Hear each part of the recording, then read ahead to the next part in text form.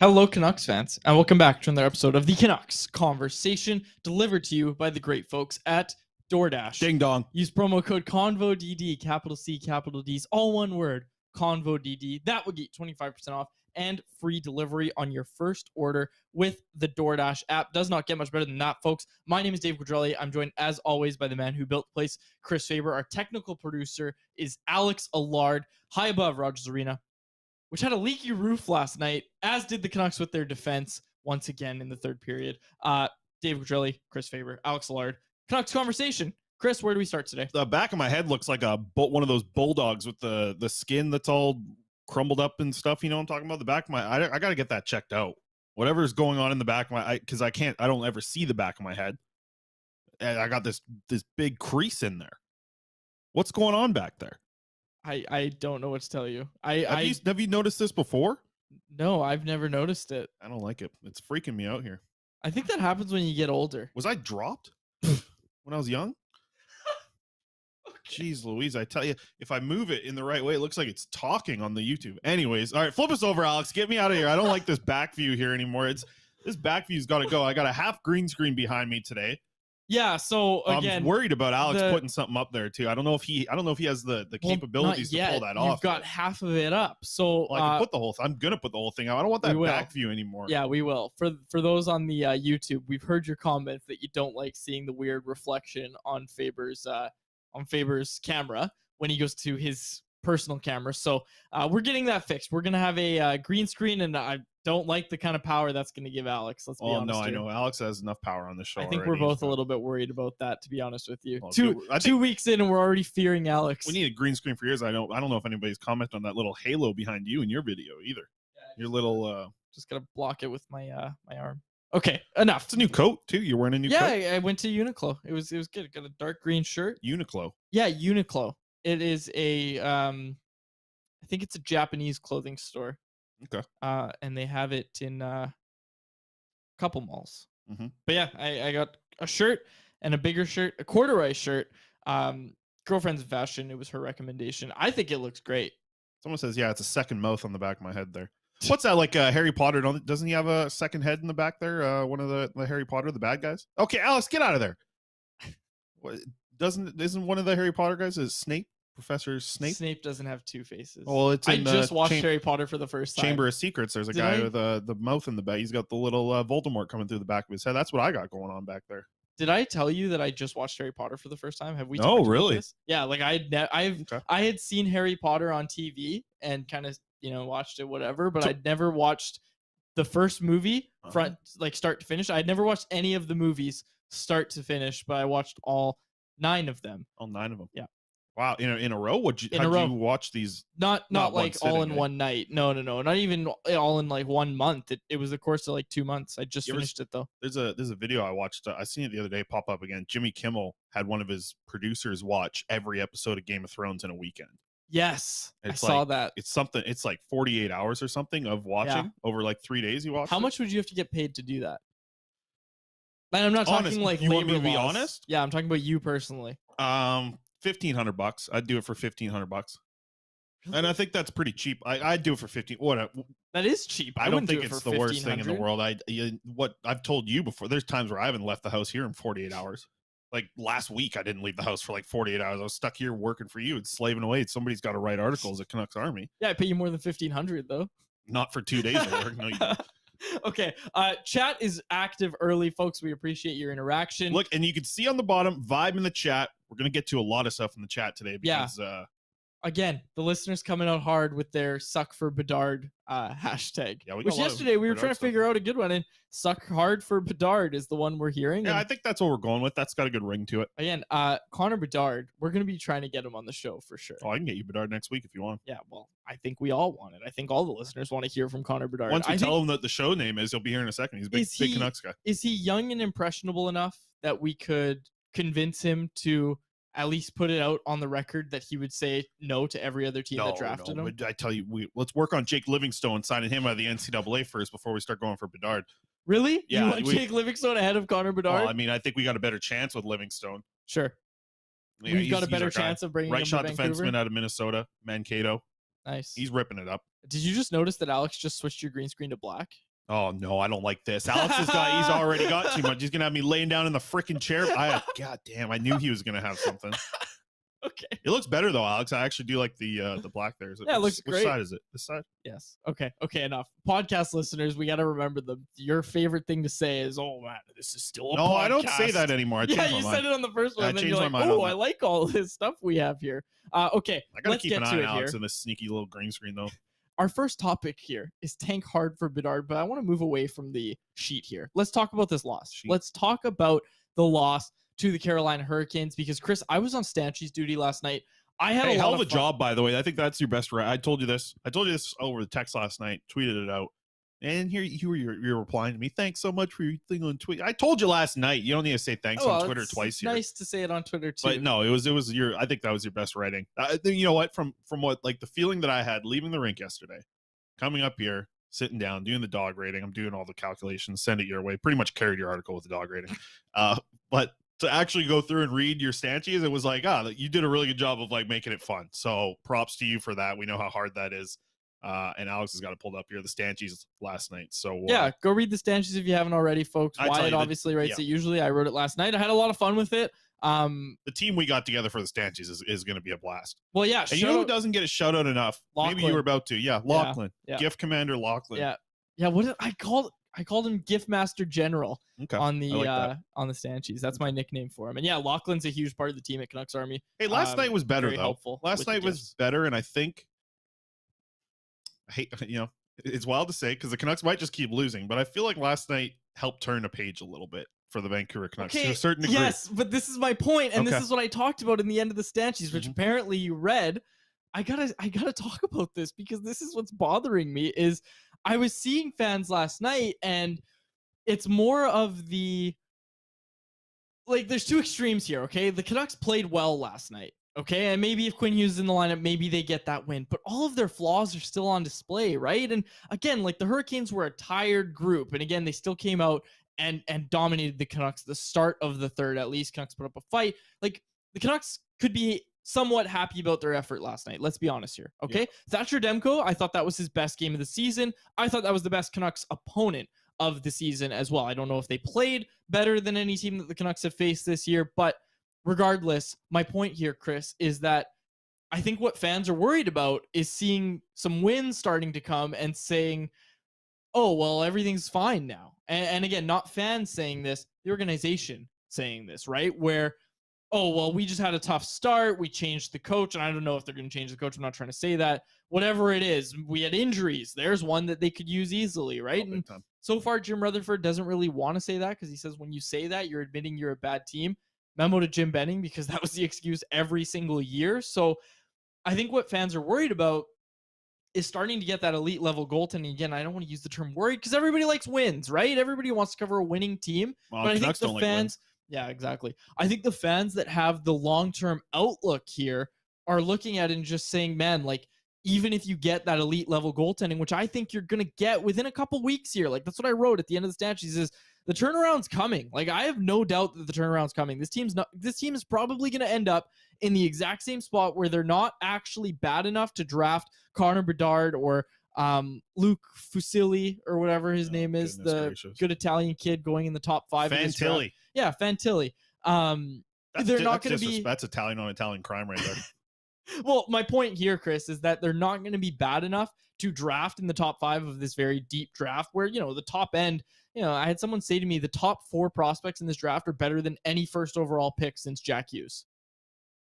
And I'm not asking you to agree or disagree with that. I'm just saying that it's a deep draft and the top of the draft is very, very good. Now, I think what fans are worried about is saying, okay, well, this elite level goaltending is going to come back. And even though the Canucks evidently aren't a great team in front of Thatcher Demko, it's being put on full display right now through these 7 games, they're going to start getting wins. They're going to start moving up the standings. But because of these flaws, they're not going to make the playoffs. And if they do, they're just going to squeak into the playoffs, which, hey, that's fine. You can cheer for playoffs. I'm totally fine with that. I'm not trying to tell people how to cheer. I'm trying to speak for the fans right now that are having this long-term outlook of saying, this is Groundhog Day.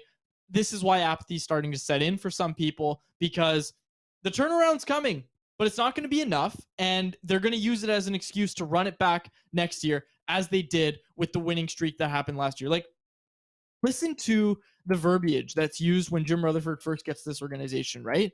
We're thinking of fire sales happening. We're thinking that there's going to be major wholesale changes to this team. None of that happened. They ran it back. And I understand that's part of doing business in the NHL in a flat cap world. I've heard all the excuses. I get it. Like, I'm not trying to say that everybody is at fault here, but right now you're looking at it and just saying, okay, well, the turnaround's coming. And once it does, how happy can you really be about that? Because it's probably not going to be enough to get in the playoffs. It's going to be enough probably to make sure that you don't draft in the top 4 or 5 of this upcoming draft. And you're probably going to use it as an not you, sorry. They are probably going to use it as a reason for, hey, we can run it back next year and we just needed to change the coach. That's what they told us last year. We need to change the coach. We needed to avoid injuries. We need to improve our depth, whatever it's going to be that they say. Again, you're just seeing more and more fans being open to the idea of wholesale changes. And again, the chat's even jumping in and really getting involved today, which is really nice to see. But we're going to talk to Matt Larkin of Daily Faceoff, because he had a really good article about what a rebuild would actually look like for the Vancouver Canucks. Went over some different scenarios. And again, I don't even want to get into it too much, because it's just I feel like it's almost wasted breath. Right? Well, it's just, are you going to run down the same road here that you've been down for the last 10 years? Or are you actually going to do something significant to make the change, right? And I think that's what Canucks fans, the ones who are like really invested in this team, which are the hardcore fans, which I think a lot of, the team has to not just look at ticket sales, and the fans that want to, have a good time in the building every second Friday, or, once a month you go to a Canucks game. That's cool. And if, you just want to watch the hockey, that's great. But this fan base has so many actual hardcore fans that don't just want to see a win on a Saturday night when they, put save up, a couple $100 and you want to go to the game on Saturday. You do that once a month. That's great. That's going to pad the owner's pockets when you have enough of those people doing that. But this team, unfortunately, for a lot of their hardcore fans want to see this team in the playoffs. Regularly, not just squeaking in for 1 year and getting, whooped by the Colorado Avalanche and hoping you win a game, something like that. Like, that's what I look at when I think of people that I'm interacting with online, whether it be here in this chat, on Twitter, everywhere. We see in the comments section of Canucks Army. I mean, those are the fans to me that I just feel bad for, because they want to see what a winner looks like. And I hearing Rutherford say it on After Hours, I brought it up yesterday. The fans are very well aware what a rebuild would feel like in the here and now. I think they're just ready to maybe hear it. This fan base is smart. Like, that was the heading to end the Stanchies last night, Chris, was best this fan base is smarter than you think. And I understand Jim Rutherford's new to the fan base. He's definitely not new to the game of hockey. Again, this is the guy that won cups with Sidney Crosby, right? Like, I understand tanking doesn't guarantee you you're going to get Connor Bedard or anything like that, and definitely doesn't mean that for the Canucks. But I pointed out on yesterday's show, the 1 year they did anything resembling tanking, they ended up getting Elias Pettersson the 1 year. So again, I don't want to get too into it. We've got Matt Larkin coming in shortly. Well, before we bring Matt in, I see what Alex is up to here. Look, he's got because I only got half a green screen. He's got half. Look, I can fill it up with my head here on the other side. Now we got a full logo there. Oh, wow. That's a really clever use of the green screen by Alex. I tell you, Alex doesn't get whatever Alex gets paid. He's probably making $100K here on this show, just producing us and keeping us on track. But I mean, he deserves more. All right, let's bring in Matt. Let's bring in Matt Larkin here. Wrote a great article. You can find it right now at dailyfaceoff.com. What would a Vancouver Canucks rebuild even look like? Because we've talked about it, we've discussed it, but now we can really dive into it with Matt. Matt, thanks for joining us here. How you doing?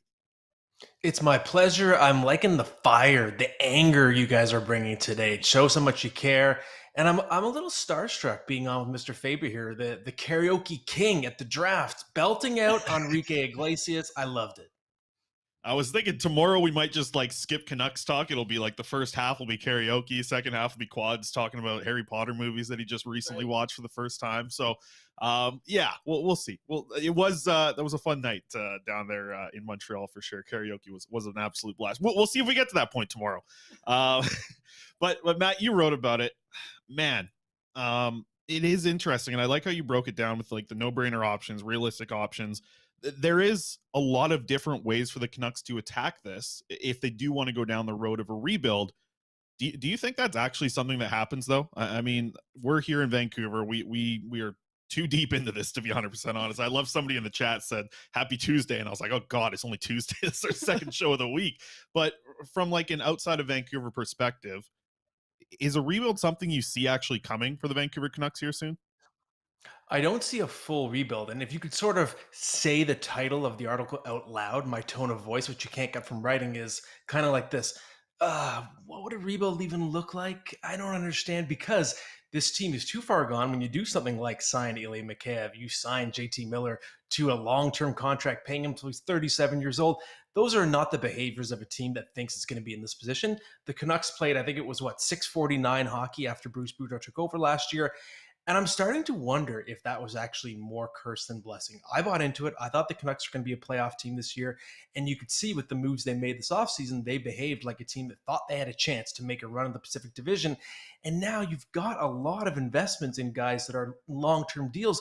Those are hard contracts to move. So if you look at the list, like I said, if you're looking at someone like Connor Garland, you signed him last year to a 5-year deal. You have several years left, almost $5 million. That's a hard contract to move. You have leftover contracts from the Jim Benning era, like Tanner Pearson's, a couple years left, more than $3 million. That's a hard contract to move. And if you go down the list, even Oliver Ekman-Larsson, it's a possible buyout. It's going to be very painful to do it. So I don't know how realistic that is as well. But there are some options at the top of the story that I consider more realistic. And the first, it's Bo Horvat. We know the writing is starting to feel like it's on the wall. I know before the season started, he expressed his interest in staying with the Canucks, but we know that the contract negotiation was not necessarily going that well. You look at the comments he's been making in the press, it's not exactly what you want to hear from your captain when he says we may never win a game again. And that is an asset you can get a lot for. Let's face it. He can do so many things well. He is a leader when he's feeling right mentally. He can play in all situations. He can score goals. He has a history of scoring goals in the playoffs. You can get a first-round pick and a prospect for Bo Horvat. I want to ask you about JT Miller, because there was a lot of talk last year at the deadline about maybe moving him and trading him off, and then they signed him to this extension. And one of the point of contentions, it felt like, for a team acquiring Miller was, okay, well, are we going to be able to get him signed to an extension? We kind of talked about how Miller's contract is technically below market value. Do you think there could be a trade market for JT Miller this year, considering he doesn't have any trade protection until next year? Yeah, and that's the question I ask in the article. And to me, it's a matter of, can you sell a team that acquires JT Miller on the idea that it's almost like you signed him? The difference is, of course, you'd have to surrender an asset if you're getting him in a trade. So it's not exactly the same. But we know he was going to be worth, like you said, a lot more in the open market than what he's getting, coming off a 99-point season last year. And he's got a pretty unique skill set, big body. He can play center or the wing. He's still sort of in his prime, at least statistically, not physically based on age, but we know he has a lot of good years left. So I do wonder, if you think of him in a hypothetical scenario, let's say he had made it to market, the contract would have been for a lot more in terms of AAV. So if you were a team last year who was hoping to take a shot at JT Miller, you could think of it as, hey, we're getting him for less than we thought we would have had to pay him on an extension. Maybe it's a do-over situation for a player who I'm not sure how well he jives with that room. I know he's got a bit of reputation as being an intense personality, and I don't know if it always fits with the younger guys on the team, at least from what I've heard. So if there's a way to get a do-over, it could sort of put the Canucks down the right path to a true rebuild. Because to me, that's the linchpin piece. It's JT Miller. When you have a star player whose contract hasn't even started yet, how do you consider that a rebuild, or at least a rebuild-friendly environment? If you move Miller, then I think it opens the door to sort of just change the perception of the team going forward long-term. Okay, other than Horvat, other than Miller, what move that you laid out is the one that you could see the Canucks actually pulling off here to pull off a rebuild? Or I guess, which one would you suggest that they go for? Yeah, there are a couple. I think one is trading Tyler Myers. And I don't know if it's just because Tyler Myers has that big frame. When he makes a mistake throughout his career, it's more noticeable, but he's someone who I think has gotten a bit of a bad rap ever since he won that Calder Trophy. I think he's settled into being a pretty capable top 4 NHL defenseman. He's a right shot. He has 2 years left, including this one on his deal. I don't think that's a particularly hard contract to move. People always need defensemen. Teams have injuries. Someone who's a top 4 or on a really good team, even a bottom pair guy like that with that type of mobility and a big body, I think it's reasonable. The AAV is what, $6 million. The Canucks, you could eat some salary there. You're only paying the retained salary till next year. So I think that's a fairly realistic option. And the other one to me that's intriguing is Brock Besser. And he's had such an interesting career to me. Of course, we know he's been through a lot personally, but just the talent, the shooting talent, it's something that reminds me, of course, of Patrick Laine. Brock Besser is one of the best pure shooters in the game today, and he doesn't have a 30-goal season.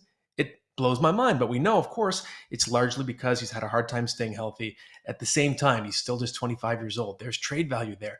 There's term left on the deal, and the value that comes with the term is that you're not just looking to sell him as a rental to a contender. He's still young enough that the list of suitors is bigger. You could have a team that's sort of looking to get over the top. Even a rebuilding team that wants to build around a goal scorer, someone like Besser, actually could have appeal because there's upside left given his age. So I see that as more likely an off-season trade. You don't have to rush it if he's not a rental, but I do think it's a trade that's somewhat realistic if you're deciding to go full rebuild. Matt Larkin of Daily Faceoff joining us here. Check out his latest article. What would a Vancouver Canucks rebuild look like? Are you a little surprised that Jim Rutherford's running this team and we haven't seen a trade yet? That to somewhat correct the ship here? I mean, I thought 4 games in we might see it, 5 games in we might see it. We're 7 games in now without a win, and this is Jim Rutherford, famously known as Trader Jim. You can pull it up, Alex. You got the Trader Jim photo. I know you got it in there. Yeah, it's funny. I remember saying to Jim Rutherford when he was between jobs, I was talking to him for a story I was working on, and I said, Jim, can you just come back? We miss you because you make so many trades. And he laughed. And I said, you're so entertaining. I call him the cowboy. Him and David Poyle, they love to take chances, especially Jim Rutherford. So I'm a little surprised.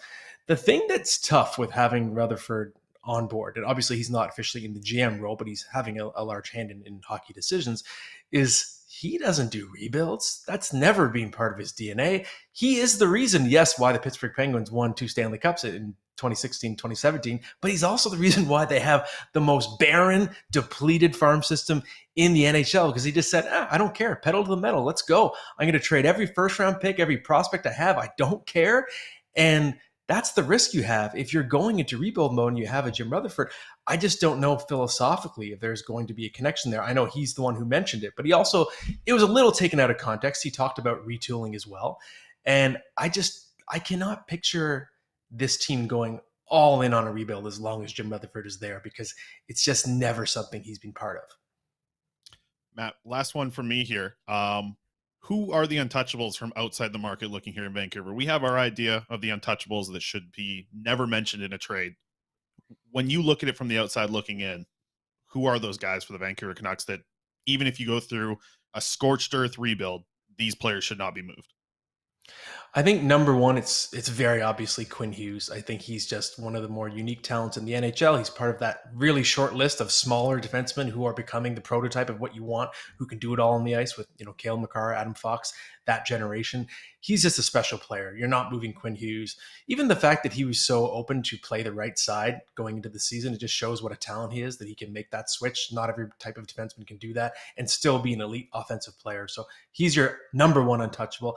I still consider Thatcher Demko part of that tier as well, maybe a tier below Quinn Hughes, but still fairly untouchable. I really do think talent-wise, he's top 5, at worst top 10 goaltenders in the world. I know it hasn't been the best start to the season, but he hasn't had a lot of help either. I just think he's got the build, he's got the swagger, he's got the technique. He has all the makings of a long-term number one goaltender that can anchor your team. So I'm not touching Thatcher Demko as well. To me, the one that I think is more polarizing of that tier is Elias Pettersson, because I think talent-wise, he really got it back on track in the second half of last season, and it's not too late for him to get back on the trajectory of being a franchise player who can get 40 goals, 90 points. The ability is there. The shot is there. The skating is there. The stick handling is there. It's all there, the package for him to be a superstar, in my opinion. It hasn't gone anywhere.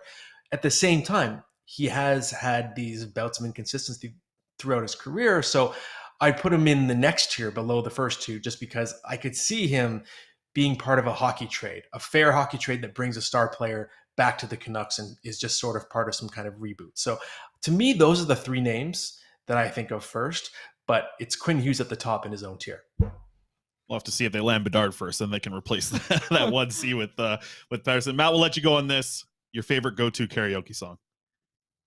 Oh, my favorite. It's hard to pick one. I usually go Bon Jovi, Wanted Dead or Alive. I would have done it that night, but it was taken. Someone did it already. That's a tough Unbelievable. one. Tough one. All right. Well, maybe we'll do a duet. Picture's a good duet. We'll do that next year in Nashville. Nashville's going to be a little more intimidating to do karaoke in, from what I hear. So that should be an interesting one next year in the draft. Oh my goodness, I can't wait. Yeah, Montreal to Nashville. Does it get any better? Matt, doesn't get much better than you, man. Thanks for joining us today. Thanks, guys. Anytime. There he is, Matt Larkin from Daily Faceoff. And Alex, I see what you got going on behind me with this Jim Rutherford photo again. This green screen is gonna be the death of me back here. He's keeping Matt around too. I know Matt's got to stare at me and Jim Rutherford on the screen here. Alex he's out of control with the green screen. Well, Matt, you can stick around if you want because we're not sure why you're not off the screen yet. But we're getting to the chat now because in that chat that we had with you, Matt, you're still here. He's gone now. Our thanks again to Matt Larkin.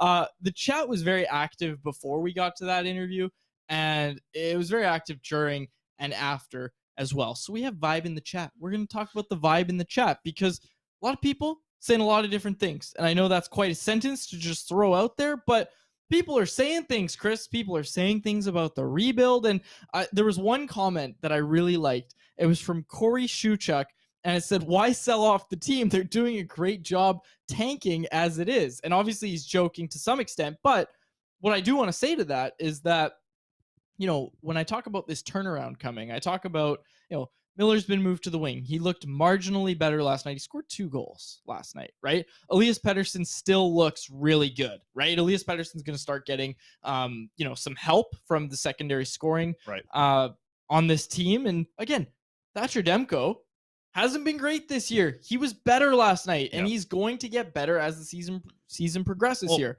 Alex, you can pull up this defense core here. The defense that you see for the Canucks last night, you probably wouldn't be that confused to think that this team was tanking if you look at what you're seeing out there. And just to read it out for the podcast listeners, you already saw it, but it's OEL, Tyler Myers, Jack Rathbone, Kyle Burrows is your second pairing, and Guillaume Brisebois, who's a legend in this city, and Luke Shen rounding out the third pair. Yeah, that's a tanking defense core. And someone put it out last night. It is included in the stat sheet. They said, where does Jalen Chatfield... Actually, they said... is Jalen Chatfield the best defenseman if he's on the Canucks right now? He's playing ahead of Ethan Bear, who the Canucks were actually interested in this past offseason, reportedly. So, again, where does Jalen Chatfield slot into this?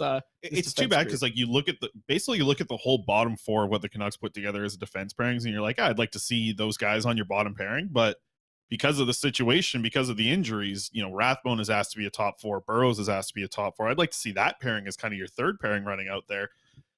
It's just it's a really dark time for the Canucks, and I think even thinking about just tanking right now, I know this is something we've always discussed a lot in the chat over the past couple days here. Really, this team is almost setting itself up for it unintentionally, and we can get the rankings up here pretty soon here too, Alex. I know we could start to look at draft things a little bit. Well, I think that's what people are getting to. How many Bedard comments have we had in the chat already?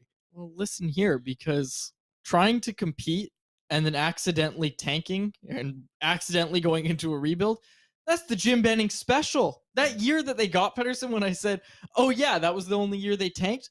Sorry, that was the closest they've ever come to tanking because that was the only year they actually sold off at the deadline. They got rid of Hansen. They got rid of Alex Burrows. Okay? That was the closest they've ever come to tanking. This team has never No, exactly. This team has never intentionally tanked is the problem, right?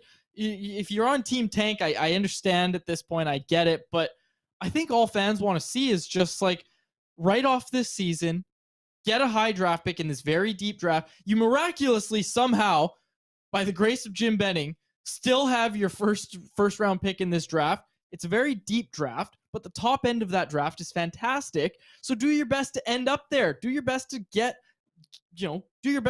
Connor Bedard. They're doing their best right now. We got some comments here in the YouTube as well. Reese says Jimbo's smiling somewhere in the distance, seeing Brisebois in the lineup. We always remember how much Jim Benning brought up Guillaume Brisebois. That's right. With how often he was a prospect. And Jalen Chatfield. Yeah, and another one as well. Kai's in the chat as well. Any thoughts on experimenting guys like Podkolzin or Garland on the penalty kill? It can't get any worse, and I think Podkolzin has the potential to be a decent penalty killer in the future. Kai, I am 100% with you on that. Vasily Podkolzin has killed penalties his entire life. That was one spot where even though he was getting 6 minutes a night in the KHL a lot of nights, he was doing 3 of it on the penalty kill. I mean, this is a guy who should be on your penalty kill 100% of the time. He was one of the top players of blocked shots in the KHL when he was over there. I'm still shocked that we haven't seen a significant run of Vasily Podkolzin on the penalty kill. It's an absolute no-brainer to me. Yeah. And you're right to comment on the rest of your comment there. It can't get much worse. How wide open was that one-timer yesterday on the power play for the Hurricanes in the first period? I mean, it was wide open. The slot was, you couldn't open up more of a passing lane. It was right? Svechnikov too. It was incredible. Yeah, and that's a guy who has it's 5 goals in 6 games, or 6 goals in 5 games coming into that 7. one. Yeah. Now he's got 7 and 6. Excuse me. Yeah. Yeah. Okay. So Isabella Urbani wrote an article at Canucks Army, comparing the first 7 games of last year to the first 7 games of this year, and there were some interesting stats in there. And obviously, the main culprit is the goal differential in the third period, as you could have guessed. Last year it was -1 through 7 games, and obviously the Canucks didn't have as bad of a start through 7 as they did last year. It was -1 last year. This year it's -13. Penalty kill percentage, which you just brought up, 57%, which is the absolute worst in the NHL right now. Last year through 7, when it was this big problem that we were all talking about, 76%. So things are bad right now, folks. Even the power play is worse. Power play is at 16% last year through 7. Did you get the penalty kill there? Did you say 23%. I did say the penalty kill. I missed that. Penalty kill is at 57 right now, 57%, which is the worst in the National Hockey League. It's brutal. 76% last year through 7. Again, how much was made last year about it being a coin flip? And it's like, oh, it couldn't be this bad again. It's this bad again. Wanted to add that the Canucks didn't, they weren't great through their first 7 games last year, but they also fell apart a lot in November. And obviously those changes came when Pittsburgh came to town. I don't know if you looked at the calendar, Chris. Pittsburgh's coming to town soon. I don't like this Jim Rutherford photo. Okay. It's creeping me out here. Can you try to focus? I'm trying to focus, but I got this guy around my corner. Alex is juking you out. I can't. Oh my gosh, can't deal with this anymore. That's going to be a clip for sure. Yeah. What about the rankings, Alex? I want to see the rankings more time. Let me talk about some of these, because you mentioned it. You said that somebody told you that the top 4 guys in this could be better than we've seen since Jack Hughes, and it's very true. Fantilli is ridiculous right now. In the NCAA, leading the NCAA in scoring, and he's the guy number 3 on this list. Michkov's going to be an interesting one because he's signed till 2025 or something. Yeah, or 2026. I think he's not coming over from Russia for a long time. Scott has got him locked up, and they're not even playing him a lot over there in the KHL. I've seen people say that if Connor Bedard wasn't legitimately a generational talent, that Michkov would be the first overall pick by a very, very wide margin. Well, he's ridiculous. And that he's also very close to being in that generational conversation. But Fantilli's got the size, and he's got a ridiculous amount of production already. And he's playing on a strong Michigan team who they've had, I know his point totals are crazy, but Michigan has also started the season with some very easy competition, which you can also see in Jacob Truscott, Vancouver Canucks prospect, having a lot of points right now. He had a 4-point game the other day. And Fantilli's, he's been ripping up for sure. Jaeger's another interesting one. And I got Matthew Wood down on the bottom. We've seen him play a couple times. I haven't been that impressed with him, and I haven't been that impressed with him so far. But there's another BC kid. I just think that, Connor Bedard, the opportunity to get this kid is ridiculous. And Narav says that, Fantilli's on another level in the NCAA. It's very true. The size, the skill, everything he's seen this game. Leo Carlson as well. He's got 10 points in 12 SHL games. Okay, we're getting a little too low on this. No, but list. I'm just, what else do you want to talk? You want to talk about Harry Potter? No, you're right. You're right. You're making the point that it is a deep draft, especially at the forward position, right? And that's absolutely true. And I just wanted to add Fantilli. That's a name you can trust. Ends in LLI. Well, you don't even know his name. You said it wrong right off the top. What of I call the him, Luke. Yeah. Luke Facility. Alex, since you're so busy over there, Alex, can you give me a little bit of music? I got something a little special to put up here. We've got on music. Yeah, just a little bit of whatever kind of music. You can't just tell him to throw up music. Alex he's got music. that ready. Yeah, he does. He's got music queued up. He's ready for it. While we wait for that unreasonable request to our poor producer, Alex Allard. Anything, Alex. And he's got this jazz already. Pull me up, Alex. It's time. We got boy, you got to be kidding. We got the Tankathon. Let's just do it one. Let's see what happens to the Canucks. Okay, they're worst in the league right now. They finished last in the league. Podcast listeners' favorite has Tankathon up. Would they get the first overall pick? We're going to reset it just to make sure. And here we go. No, they don't get it. So they moved down to number 2. LA would pick number 1. Jumps up 7 spots. Yeah, to add to their prospect pool. Yeah, nightmare scenario if you're a Canucks fan is the LA Kings jump up 7 spots to select Connor Bedard and rip him right out of your hands. You're ranked 32nd overall. And that's the thing. This season might be painful. Ugh. But wouldn't it be way more painful if you have the best odds at Connor Bedard? It just looks like, kid from Vancouver, said he cried for a week after the 2011 Cup run, joined the club, buddy. He's there, and he's right there in their draft. They've done everything they can to get the best odds at drafting him, and then a team in the Pacific who's already has a better regular season record and a better prospect pool than the Canucks jumps up and gets him. 7 spots. That is actual confirmation. If that actually happened, that the Vancouver Canucks are a cursed organization. Like, they are absolutely cursed if that goes down. Yeah, Thanks for pulling that up. Well, I just want to say we're at that point in the season. I think 7 games in, we're already got the draft simulator on. Yeah. I just thought, hey, let's have some fun. Let's check it out. Yeah, that was a lot of fun. Connor Bedard lighting the OHL? There's so WHL. many WHL. Come on, he's gonna be in Vancouver next month. You're gonna go out and watch him. Right. Standing area only out at against the Giants out there. Yeah. And I mean, like, people in the chat know it too. They're I think everyone, like nobody's in the chat saying like they're gonna come back. That was like 5 days ago. People were, oh, you guys are overreacting. Everyone, I've seen people on Twitter the last little bit like, relax. The team hasn't won in 7 games. If you don't care at all, then yeah, you can relax. But if you give a damn about this team, it is pretty hard to relax. If you don't care, like I said earlier in the show, if you're just a guy who shows up to a game once a month and you just like to watch a hockey game, watch an NHL hockey game, or like to root for the home team, cool.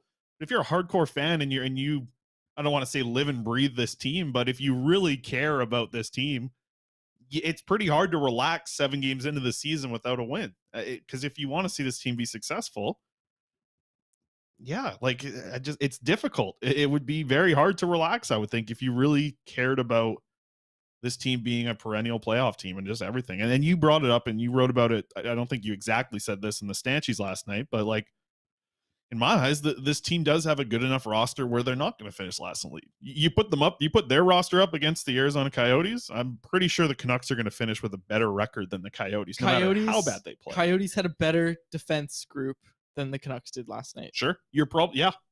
No, that's actually true. Obviously, Jacob Chikrin helps that. Sure. And no Quinn Hughes for the Canucks, obviously. But, yeah, like, you're right. The roster is better in Vancouver than it is in Arizona. Like, there's a reason the Canucks had such high expectations for themselves this year, right? I think they said colossal failure if they don't make the playoffs. Those are their words, folks. That's not us. I think we'd use some different words, as would the chat. Quickly, we didn't really jump into the chat to read people's comments, but there was a lot today, and I want to get to it. Yako Rakola, sorry if I butchered the pronunciation on that, said that they are diehard. You got to be careful with these last names. Someone's going to get you here. Well, hardcore fan from 94 said nobody who's a Canucks fan would expect to win the draft lottery. Reese Kelly agreeing with that sentiment, and Nop jumping in and saying that was depressing. Yeah, you're like, well, that was fun. Let's run the mock draft. We'll do it another time after each loss, I guess, until they get a win. Also, how sad is it this team can't get Bruce's 600th win? Like, he's 1 away. It's tough. And you know what? 2 days off here, I don't think anything's happening to Bruce. I don't think Bruce is going to be the next domino to fall. I think there's a trade is going to happen first. You have right? No, like a big trade happens before Bruce gets fired, unless they go unless they don't win like 12 games into the season. It can't just be, oh well, we just need to fire the coach. You can't sell fans on. If you try to sell fans on that, you're going to get a lot of pushback, because I think people, even us, bought to some extent that last year the problem was Travis Green. And once you got rid of Travis Green, everything was fine, because that's how it appeared. That's how it looked.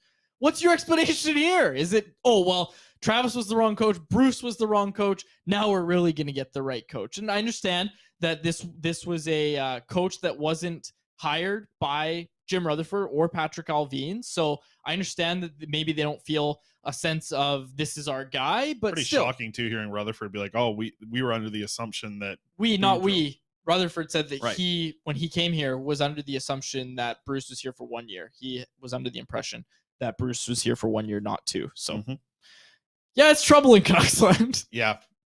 You know what? I keep asking the players this in the locker room. I've asked this to multiple players now. Is it a slump? Are things not going your way, or do there need to be changes? And I've heard a variety of different answers. None of the players have obviously said that the room needs to change. Mm-hmm. Some players, like Tyler Myers, has told me that there is some things to the structure that probably needs to change. I've heard things from Bo Horvat of like, no, it's just in the room. We got to figure this out. That's what most of the players are saying. But I found it interesting to hear from Myers that like the structure that they even ran last year, and he talked about this yesterday when I'm going to write about this at Canucks Army here very soon. It was like, even last year, they knew at times that certain things with the structure of the defense needed to change. And I think they were on such a heater last year and they were getting the bounces and, plays like last night where Thatcher Demko goes to make a save and the puck squeaks through his legs and it's sitting there in the crease as he's sliding out of the crease. Last year, that doesn't happen. The puck stays in his pads and you don't have to worry about that situation presenting itself. This is what happens when things don't go your way and you're kind of being exposed for what this team maybe actually is at this point. I don't even think it's maybe. When someone shows you who they are, at some point, you have to just believe them. And I think this team's shown us who they are. Tell you what, Guillaume Brisebois last night, though, he was pretty good. I liked Brisebois last night. The one positive. Yeah. Guillaume Brisebois, I have couple the stat. Of shot blocks. Late statsies coming up today from Michael Liu.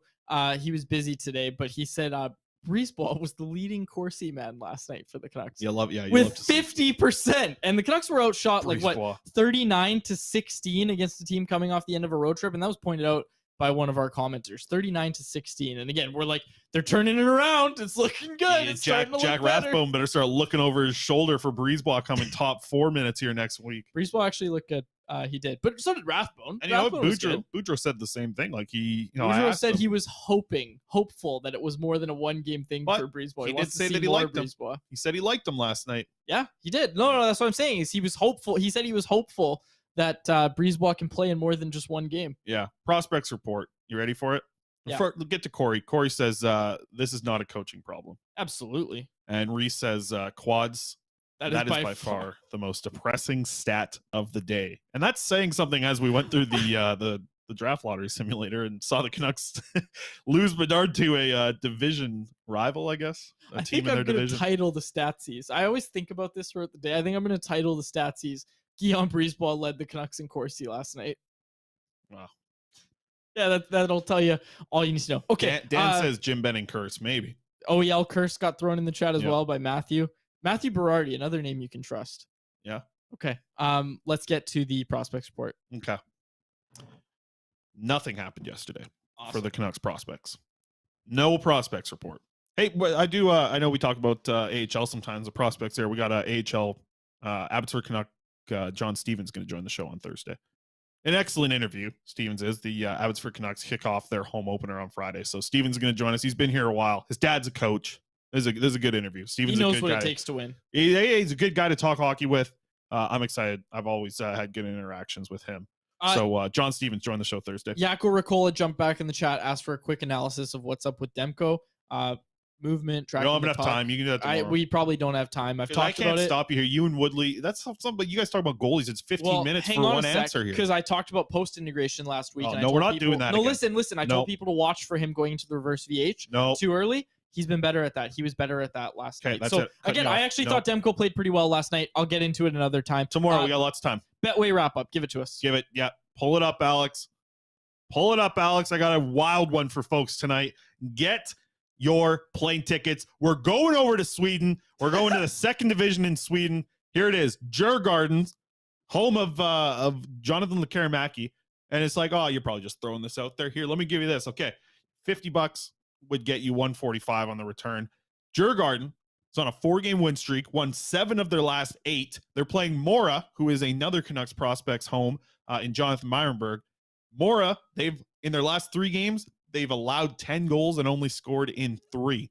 So I'm picking 4-2 Djurgårdens over Mora.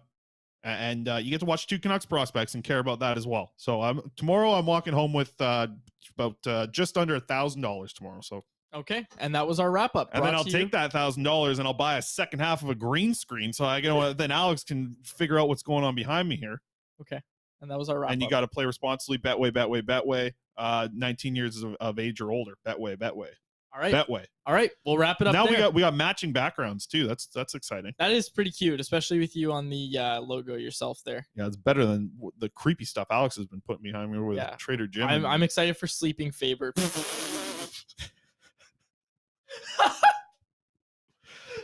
I'm thinking Arby's, folks. I'm thinking Arby's. Podcast listeners, Alex just put a beef and shed right behind Chris's head with a thought bubble. Alex, I am coming for you after the show. Amazing. Okay. At least put the loaded curly fries behind me. The loaded curly fries are the best thing on the menu. I don't want the beef and cheddar. I'm not bagged milk over here. All right. I don't like this. The boss made me get this damn green screen. I knew I was getting screwed over by this green screen. Thank you. That looks fine. The loaded curly. What is that? A Harvey's? Harvey's. He gave you Harvey's. Oh my gosh. Alex is on fire. I'm done with today. this green screen. Alex is on fire. Faber has put down his mic. He's walking out of the studio.